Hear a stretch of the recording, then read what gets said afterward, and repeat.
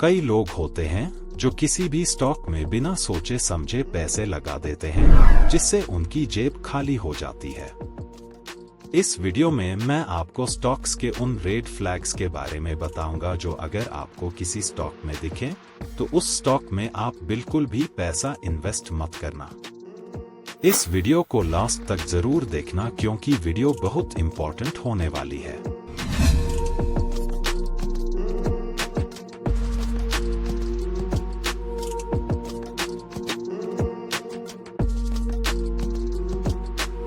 Number 1, week fundamentals.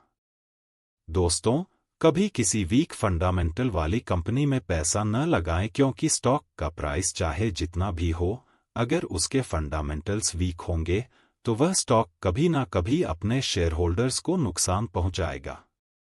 Fundamentals जानने के लिए आपको कंपनी के profit, loss, P ratio, cash flow ये सभी देखना आना चाहिए। कंपनी के फंडामेंटल्स जाने बिना कभी भी आप उसमें इन्वेस्ट ना करें।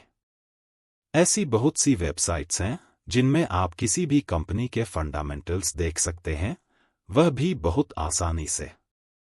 उदाहरण के लिए Yahoo finance, Google finance, screener जैसी वेबसाइट्स में आपको किसी भी कंपनी का पूरा डेटा मिल जाएगा, जिससे आपको उसके फंडामेंटल्स का पता लग जाएगा।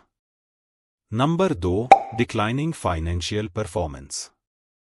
अगर कोई कंपनी पिछले 2 क्वार्टर से लगातार प्रॉफिट में कमी दिखा रही है, तो ऐसे में आपको कंपनी में निवेश करने से पहले सोचना चाहिए।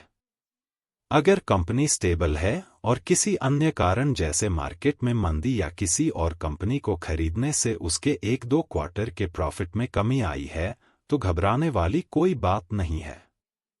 उदाहरण के लिए एचडीएफसी ने कुछ टाइम पहले एचडीएफसी बैंक और अपना मर्जर किया था, जिससे उनके क्वार्टरली रिजल्ट में थोड़ा सा कम प्रॉफिट देखने को मिला था, लेकिन एचडीएफसी काफी स्टेबल कंपनी है और मर्जर के बाद प्रॉफिट में कमी आना स्वाभाविक है। लेकिन अगर कोई कंपनी लगातार प्रॉफिट में कमी या लॉस दिखा रही है, तो वह आपके लिए एक रेड फ्लैग हो सकती है। नंबर 3, हाई डेप्ट लेवल्स। हाई डेप्ट किसी भी कंपनी के लिए अच्छा नहीं होता है। अधिक कर्ज वाली कंपनी सीधा एक रेड फ्लैग है। अब यह सवाल उठता है कि कैसे पता करें कि कंपनी का कर्ज उसके लिमिट से अधिक है। इसके लिए आपको एक फार्मूला देखना है जिसे कहते हैं डेट टू इक्विटी रेशियो। उदाहरण के लिए सीता के पास 100 रुपए हैं और उसने 200 रुपए का कर्जा लिया है, तो सीता का डेट टू इक्विटी रेशियो 200/100 यानी 2 है। सामान्य तौर पर अच्छा डेट टू इक्विटी रेशियो 0.5 से लेकर 1.5 तक होना चाहिए, लेकिन अलग अलग इंडस्ट्री के लिए यह पैमाना अलग अलग होता है। एटी कंपनी का डेट टू इक्विटी रेशियो 0.5 से अधिक नहीं होना चाहिए, लेकिन bank, power sector, energy sector की कंपनियों का डेट टू इक्विटी रेशियो 3 तक भी जा सकता है, क्योंकि इन्हें सेटअप करने में बहुत अधिक लागत आती है, जिसके लिए अधिक लोन की आवश्यकता होती है। इसीलिए आपको कंपनी का डेट टू इक्विटी रेशियो के साथ साथ उसके सेक्टर को भी देखना होता है और उसके बाद ही आपको फैसला लेना है कि आप उसमें इन्वेस्ट करेंगे या नहीं। Number 4, frequent management change. अगर आपको किसी कंपनी में ऐसा लगे कि बहुत जल्दी मैनेजमेंट के लोगों को बदला जा रहा है, तो वह भी एक रेड फ्लैग हो सकता है। यह दिखाता है कि कंपनी में इंटरनली कुछ ऐसा चल रहा है जो चिंताजनक है। बार-बार सीईओ का बदलना सीधा एक रेड फ्लैग है, इसलिए इस बात का भी जरूर ध्यान दें। Number 5, accounting irregularities. दोस्तों, कई कंपनियां ऐसी भी होती हैं जो अपने अकाउंट्स में छेड़छाड़ करती हैं और झूठी रिपोर्ट्स बनाती हैं। कई बार तो ये कंपनियां लॉस कर रही होती हैं, लेकिन अपने अकाउंट्स में प्रॉफिट दिखाती हैं। ऐसी कंपनियां कई बार अपने क्वार्टर रिजल्ट देने में भी देर करती हैं। ये कुछ कंपनियों के उदाहरण हैं जिन्होंने अपने अकाउंट्स में छेड़छाड़ की है और ये कंपनियां किसी न किसी घोटाले से जुड़ी हुई हैं। जब भी इन्वेस्ट करें तो यह ध्यान रखें कि आप जिस कंपनी में इन्वेस्ट कर रहे हैं वह कहीं किसी घोटाले से तो नहीं जुड़ी है या उसके क्वार्टर रिजल्ट आने में देर तो नहीं हो रही है। अगर ऐसा है तो यह एक रेड फ्लैग हो सकता है। नंबर 6, प्रॉफिट के सोर्स की कमी। दोस्तों, बहुत सी कंपनियां ऐसी होती हैं जिनका प्रॉफिट केवल एक ही सोर्स से आता है। उदाहरण के लिए तेल कंपनियां। और भी बहुत सी कंपनियां हैं जो एक ही सोर्स पर डिपेंडेंट होती हैं। यहां पर घबराने वाली बात यह है कि अगर उनका एक इनकम सोर्स किसी कारणवश बंद हो जाता है तो वह कंपनी बैंक करप्ट हो जाएगी। इसी समस्या को कम करने के लिए तेल कंपनियां धीरे धीरे ग्रीन एनर्जी की ओर शिफ्ट हो रही हैं, क्योंकि उन्हें भी पता है कि ऑयल और गैस हमेशा नहीं रहने वाले हैं। एक समय के बाद सभी नेचुरल रिसोर्स खत्म हो जाएंगे। इसलिए आप भी पैसा लगाने से पहले एक बार यह जरूर देख लें कि जिस कंपनी में आप पैसा लगा रहे हैं उसके कितने सोर्स ऑफ इनकम हैं। अगर उस कंपनी का सोर्स ऑफ इनकम एक ही है तो यह एक रेड फ्लैग है।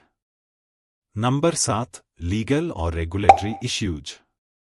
अगर किसी कंपनी पर कोई लीगल केस चल रहा है तो यह भी एक रेड फ्लैग है, क्योंकि उस कंपनी पर सरकार या न्यायालय द्वारा भविष्य में कोई भी एक्शन लिया जा सकता है जिसका सीधा असर उसके शेयर होल्डर्स पर पड़ेगा।